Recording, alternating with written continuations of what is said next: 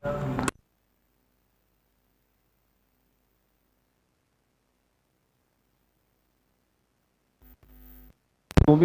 من شرور أنفسنا ومن سيئات أعمالنا من يهده الله فلا مضل له ومن يضلل فلا هادي له ونشهد أن لا إله إلا الله وحده لا شريك له ونشهد أن سيدنا وسندنا ونبينا ومولانا محمدا عبده ورسوله صلى الله تعالى عليه وعلى آله وأصحابه أجمعين أما بعد فأعوذ بالله من الشيطان الرجيم بسم الله الرحمن الرحيم سبحان الذي أسرى بعبده ليلا من المسجد الحرام إلى المسجد الأقصى الذي باركنا حوله لنريه من آياتنا إنه هو السميع البصير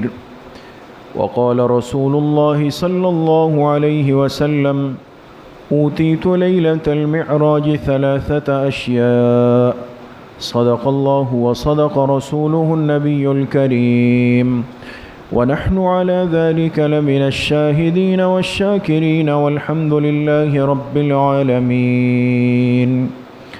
درود شریف پڑھ لیں.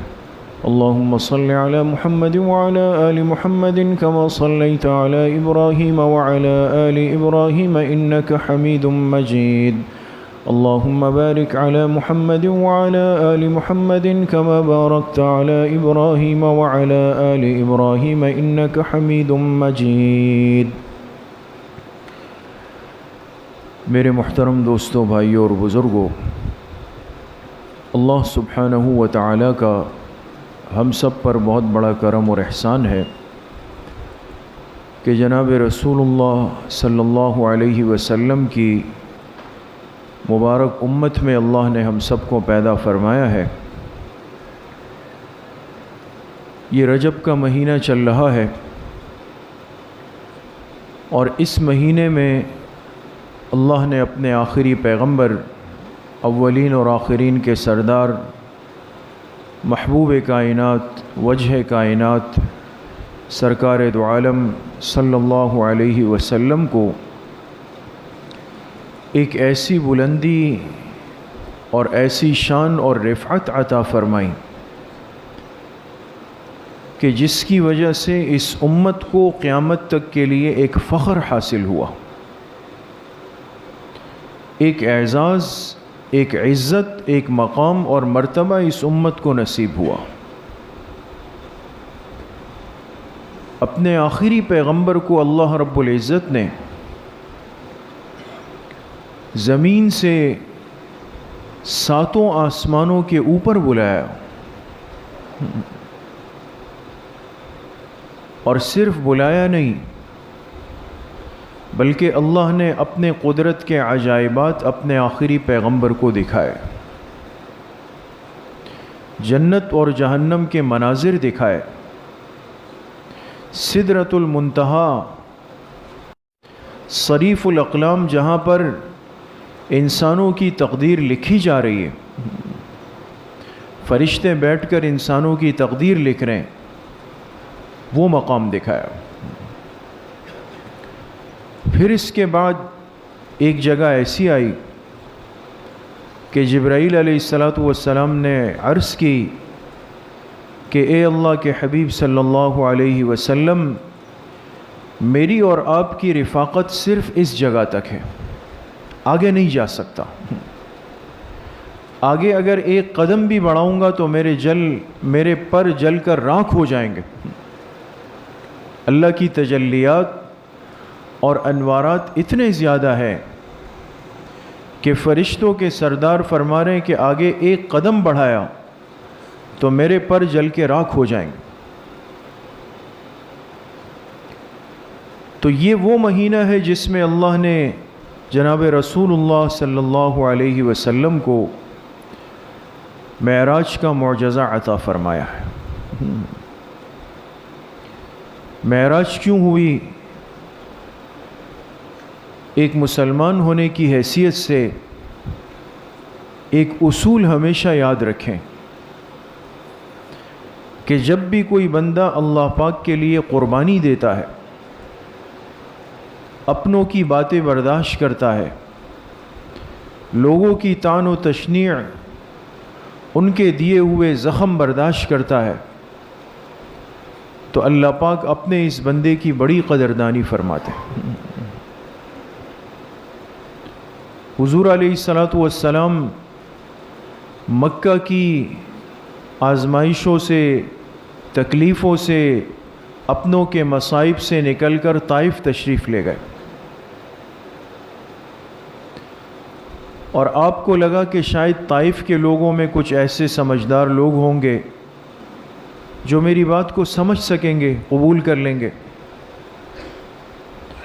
جب آپ طائف گئے تو وہاں 3 بھائی تھے جو سردار تھے، سردار، تینوں سے آپ نے ملاقات کی اور ان تک دعوت پہنچائی کہ میں اللہ کا آخری پیغمبر ہوں، لیکن میری قوم نے میری بات کو قبول نہیں کیا، مکہ والوں نے، تم قبول کر لو۔ ان میں سے ایک نے کہا، نعوذ باللہ، تینوں متکبر تھے، مغرور تھے، ایک نے کہا کہ اگر آپ کو اللہ نے پیغمبر بنایا ہے پھر تو خانہ کعبہ کا پردہ چاک ہونے والا ہے، پھٹنے والا ہے۔ دوسرے نے کہا، نعوذ باللہ، کہ کیا اللہ کو آپ کے علاوہ کوئی اور فرد پیغمبر بنانے کے لیے نہیں ملا؟ تیسرا کسی درجے میں سلجھا ہوا آدمی تھا، تیسرا بھائی، اس نے کہا کہ دیکھیں، اگر آپ واقعی اللہ کے سچے پیغمبر ہیں تو آپ کو کچھ کہوں گا میرا نقصان ہو جائے گا، اور اگر آپ پیغمبر نہیں ہیں، جھوٹا دعویٰ کرتے ہیں، جھوٹے آدمی سے میں بات نہیں کرنا چاہتا۔ تینوں نے مایوس کیا،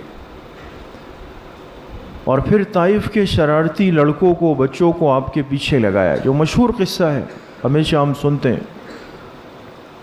انہوں نے آپ کو پتھر مارے، جسم لہو لہان کیا،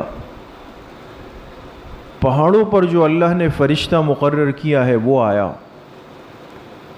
اور کہا کہ اللہ کے پیغمبر، اگر آپ فرمائیں تو میں ان 2 پہاڑوں کو ملا دوں، طائف والوں کو درمیان میں پیس دوں گا۔ انہوں نے آپ کو تکلیف دی،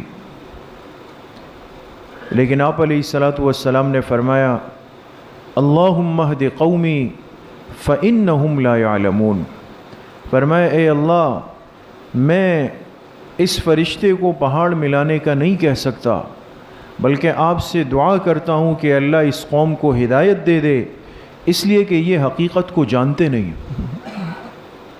اس وقت بھی دعا دی ان کو، اے اللہ ان کو ہدایت دے دے۔ لیکن اس غم تکلیف کے ساتھ جب طائف سے نکل رہے تھے تو آپ علیہ السلام نے عرض کی، اے اللہ، ایسا لگتا ہے کہ آپ مجھ سے ناراض ہو گئے ہیں۔ اگر آپ ناراض ہوئے ہیں تو آپ کو اس وقت تک منانا ضروری ہے جب تک آپ مجھ سے راضی نہ ہو جائیں۔ یہ دعا کرتے ہوئے مکہ آئے، اپنی چچزاد بہن حضرت ام ہانی رضی اللہ عنہا کے گھر تشریف لے گئے، اور جب لیٹ گئے تو آپ کی زبان مبارک سے جملے نکلے کہ اے اللہ، اس تکلیف کی گھڑی میں کاش کوئی ایسا ہوتا جو مجھ سے باتیں کرتا، میرے غم کو دور کرتا، میرے دل کی بے چینی کو رفع کرتا، کوئی تو ایسا ہوتا۔ حضور کے الفاظ زبان مبارک سے نکلے، اللہ رب العزت نے جبرائیل علیہ السلام کو آسمانوں سے بھیجا کہ جائے میرے حبیب کے پاس۔ حدیث میں آتا ہے کہ جبرائیل علیہ السلام حاضر ہوئے، آپ کی خدمت میں آئے، ان اللہ تعالی یقرئک السلام ویدعوک وان ربک یشتاق الیک، فرمایا اے محمد صلی اللہ علیہ وسلم، آپ کی فریاد اللہ تک پہنچ گئی، اللہ نے آپ کی خدمت میں سلام بھیجا ہے، آپ کو بلایا ہے، اللہ آپ کی ملاقات کے مشتاق ہے، آسمانوں پر آپ کو لے جانا ہے، اللہ پاک کا دیدار کروانا۔ آپ کو لے گئے حتیم میں، شق صدر ہوا، آپ کے سینہ مبارک کو کھولا گیا۔ علماء نے لکھا ہے کہ جیسے ایک صاحب ایمان جب نماز پڑھتا ہے، تیاری کرتا ہے، تو وہ پہلے کیا کرتا ہے؟ وضو کر لیتا ہے، جسم کو پاک صاف کر دیتا ہے۔ یہ تو اللہ کی بارگاہ کا دیدار تھا، اللہ سے ملاقات تھی۔ اس کے لیے جو وضو اللہ نے مقرر کیا، پیغمبر کے قلب اطہر کو آب زمزم سے دھویا گیا، آپ کے سینے مبارک کو کھولا گیا، اور روایت موجود ہے کہ ایک طست، ایک برتن تھا جو جنت سے جبرائیل علیہ السلام لائے تھے، اس میں آپ کا قلب مبارک رکھا گیا، اس کو زمزم کے پانی سے دھویا گیا، پھر اس دل کو لے کر آپ کے سینے میں رکھا گیا، اس کو بند کر دیا گیا۔ پھر جبرائیل علیہ السلام نے براق پیش فرمایا، آپ اس پہ بیٹھ گئے۔ یہاں سے معراج کا سفر شروع ہوتا ہے۔ اس سفر کے دو حصے ہیں دوستو۔ ایک سفر کا حصہ زمینی ہے جو مکہ سے لے کر بیت المقدس تک ہوا ہے، اور دوسرا حصہ آسمانی ہے جو بیت المقدس سے لے کر اوپر آسمان دنیا تک اور اس سے اوپر تک ہوا ہے۔ براق پر جب آپ بیٹھ گئے تو آپ کا براق روانہ ہوا۔ راستے میں ایک جگہ آئی، جبرائیل علیہ السلام نے فرمایا، اے اللہ کے حبیب، یہ وہ جگہ ہے، یہ وہ زمین ہے جہاں ایک وقت آئے گا کہ آپ کو ہجرت کر کے آنا پڑے گا۔ ابھی تو آپ مکہ میں تھے نا، لیکن پہلے سے معراج کے سفر میں آپ کو مدینہ کی زمین دکھائی گئی۔ آپ علیہ السلام نے فرمایا، جب میں نے دیکھا تو مجھے کھجور کے درخت نظر آئے، کھجور کے درخت نظر آئے، فرمایا اس جگہ آپ کو آنا پڑے گا۔ پھر راستے میں ایک جگہ پہ مجھے اتارا گیا، فرمایا کہ یہ وہ جگہ ہے جہاں اللہ نے اپنے ایک پیغمبر سے ہم کلامی کی، کوہ طور کا پہاڑ تھا، وہاں آپ علیہ السلام اترے، 2 رکعت نماز ادا فرمائے، پھر روانہ ہوئے۔ پھر جو آپ کو منزل پر لے جایا گیا بیت المقدس میں،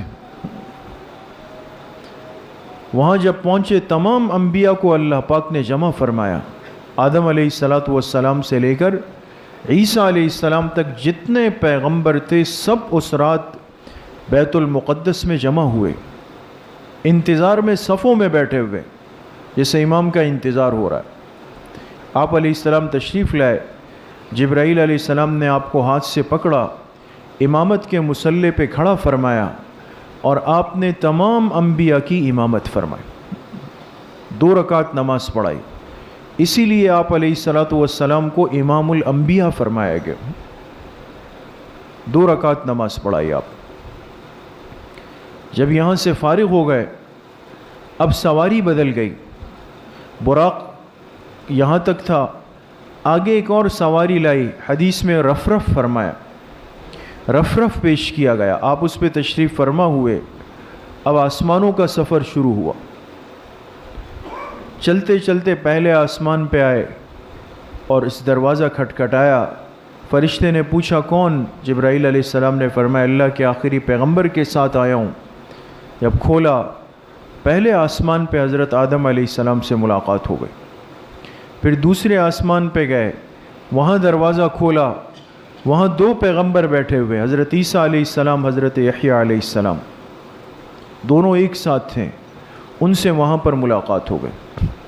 پھر تیسرے آسمانوں پہ تشریف لے گئے، وہاں جب گئے تو ایک روایت میں کہ حضرت نوح علیہ السلام وہاں تشریف فرما تھے، ان سے ملاقات ہو گئی۔ چوتھے آسمان پہ تشریف لے گئے، وہاں حضرت ادریس علیہ السلام سے ملاقات ہو گئی۔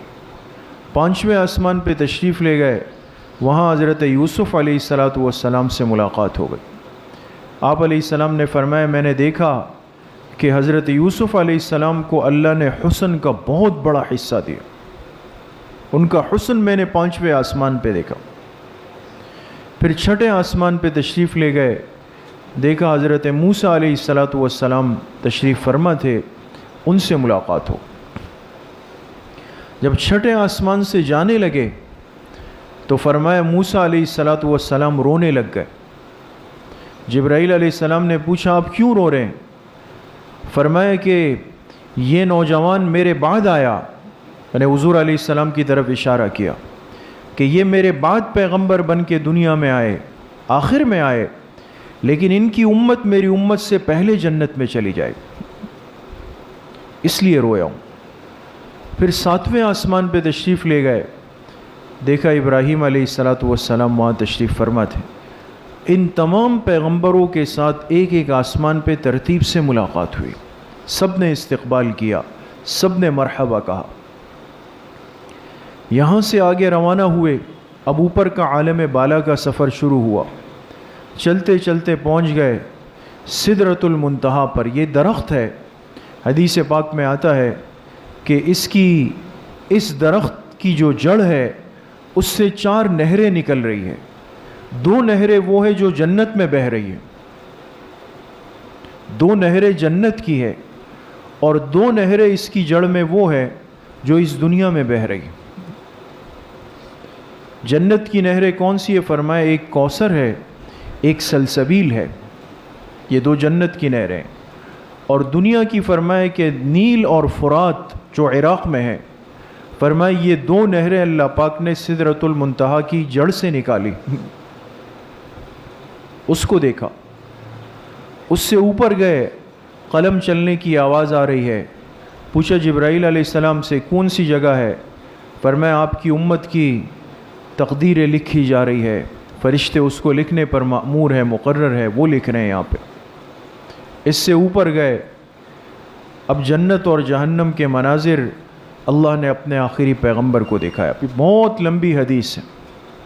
فرمایا مجھے جنت میں لے گئے، میں نے دیکھا کچھ لوگ ہیں فصل بیج ڈالتے ہیں، ابھی بیج ڈالا فوراً فصل تیار ہو گئی، اس کو کاٹتے ہیں پھر تیار ہو گئی، اس کو کاٹتے ہیں پھر تیار ہو گئی۔ کیا معاملہ ہے؟ فرمایا یہ آپ کی امت کے جنتی ہیں جو دنیا میں خیر کا کام کرتے ہیں اور ابھی فارغ بھی نہیں ہوتے کہ اللہ ان کو اس کی برکتیں نصیب کر دیتے۔ آگے گئے، دیکھا ایک بڑا محل ہے خوبصورت، دل میں آیا کہ میں اس میں داخل ہو جاؤں۔ پوچھا کس کا ہے؟ فرمایا یہ عمر کا ہے، آپ کے امتی حضرت عمر ابن خطاب رضی اللہ عنہ۔ چلنے کی آواز آئی آگے، یہ کون ہے؟ فرمایا یہ آپ کے امتی حضرت بلال کی آواز ہے، وہ اللہ پاک کو ان سے اتنی محبت ہے کہ وہ زمین پہ چلتے ہیں لیکن ان کے قدموں کی آواز جنت میں سنائی دیتی۔ پھر جہنم لے گئے، جہنم میں مختلف مناظر دکھائے، مختلف طبقات بنے ہوئے ہیں، مختلف قسم کے عذاب دیے جا رہے ہیں۔ پہلے جس طبقے میں لے گئے دیکھا کچھ لوگ ہیں ایسے ہونٹ نکلے ہوئے جیسے اونٹ کے ہونٹ لٹکتے ہیں، اس طرح ہونٹ نکلے ہوئے ہیں۔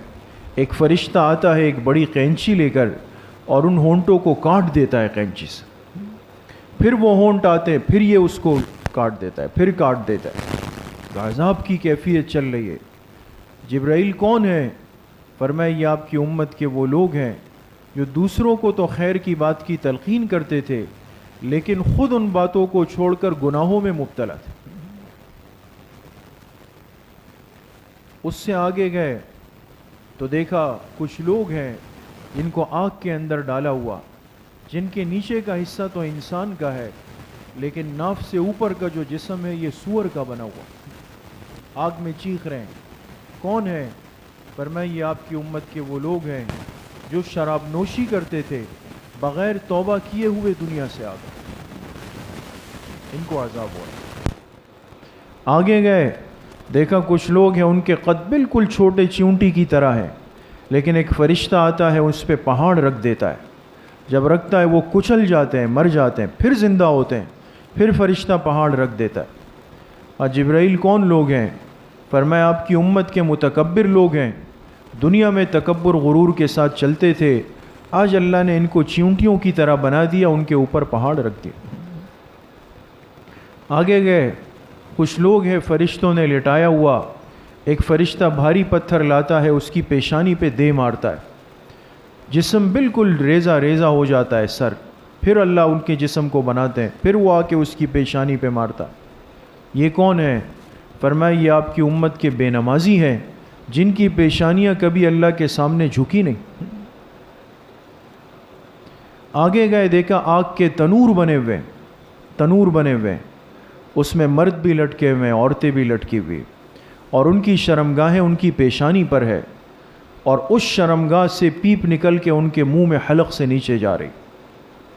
جبرائیل کون لوگ ہیں؟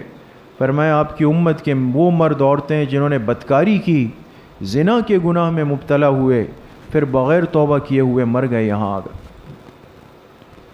مشکات میں تفصیلی روایت ہے دوستو، ابھی وقت نہیں ہے کہ جتنے گناہ آج ہمارے معاشرے میں عام ہیں ہم اس کو بہت چھوٹا، آسان، ہلکا سمجھ کے کرتے ہیں۔ اب تو اس کے لیے باقاعدہ دلائل ڈھونڈتے ہیں۔ ان گناہوں پر اتنا ہے۔ پھر فرمایا اللہ پاک کی بارگاہ میں حاضری ہوئی، اللہ نے مجھے 3 تحفے عنایت فرمائے۔ اوتیت لیلۃ المعراج 3 اشیاء۔ پہلا تحفہ کیا دیا؟ خواتیم سورۃ البقرہ۔ فرمایا میرے آخری پیغمبر سورہ بقرہ کی آخری آیتیں آپ کی امت کے لیے ہدیہ۔ دوسرے نمبر پہ والصلوات الخمس، 50 نمازیں دی، لیکن وہ کم ہوتے ہوتے 5 رہ گئی۔ فرمایا اپنی امت کے لیے تحفہ لے جائیں اور ان سے کہہ دیں کہ وہ 5 نمازوں کی پابندی کریں، لیکن میرے ہاں ان کے لیے اجر 50 کا ہو۔ اور تیسرا تحفہ دیا والشفاعۃ لامتی وہی نائلۃ ان شاء اللہ تعالی لمن لا یشرک بہ شیئا۔ فرمایا تیسرا تحفہ امت کے لیے لے جائیں کہ آپ قیامت کے دن اپنے ہر اس امتی کی شفاعت کر سکیں گے جو میری ذات کے ساتھ کسی کو شریک نہیں کرے گا۔ تو یہ میرے محترم دوستوں، بھائیوں اور بزرگوں، یہ آپ کے معراج کے سفر کا ایک خلاصہ میں نے آپ کے سامنے عرض کیا۔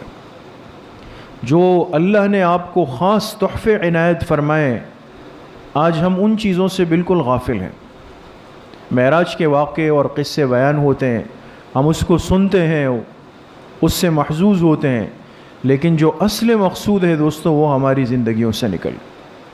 آج بڑی ضرورت ہے امت کو اللہ کی طرف انابت ہو، اللہ کی طرف رجوع ہو، اللہ پاک کی ذات سے تعلق کو جوڑا جائے، راتوں کو اٹھ کر اللہ پاک سے گناہوں پر توبہ استغفار کی جائے، تاکہ یہ زمینی آسمانی وبائیں، یہ مصیبتیں، یہ بیماریاں، یہ آفات، یہ اللہ پاک اس امت سے دور فرما دے۔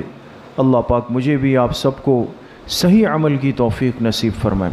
الحمدللہ رب العالمین، الصلاة والسلام علی سید الانبیاء والمرسلین سیدنا و مولانا محمد وآلہ واصحابہ اجمعین۔ یا اللہ یا ارحم الراحمین، ہمارے صغیرہ کبیرہ ظاہراً باطناً ہر طرح کے گناہوں کو معاف فرما دے۔ یا اللہ پوری امت کے گناہوں کو معاف فرما دے، اپنی رضا والی زندگی نصیب فرما دے، نفس اور شیطان کے وساوس سے ہماری حفاظت فرما دے۔ یا اللہ اپنی معصیت سے، اپنی نافرمانی سے، اپنی ناراضگی سے ہماری حفاظت فرما دے۔ حضور علیہ الصلاۃ والسلام کی صحیح اور سچی محبت نصیب فرما دے۔ یا اللہ زمینی آسمانی وباؤں سے، مصیبتوں سے، یا اللہ یہ جو بیماری پھیل رہی ہے اس سے یا اللہ ایک ایک مسلمان کی، ایک بوڑھے، بچے، عورت، مرد، جوان، یا اللہ پوری امت مسلمہ کی یا اللہ حفاظت فرما دے۔ یا اللہ بلاد اسلامیہ کی حفاظت فرما دے، ہر قسم کی تکلیف سے یا اللہ ہم سب کو محفوظ فرما دے۔ جتنے بیمار گھروں میں ہے، اسپتالوں میں ہے، سب کو شفاء کلی نصیب فرما دے۔ جتنے مرحومین مرحومات دنیا سے چلے گئے سب کی مغفرت فرما دے۔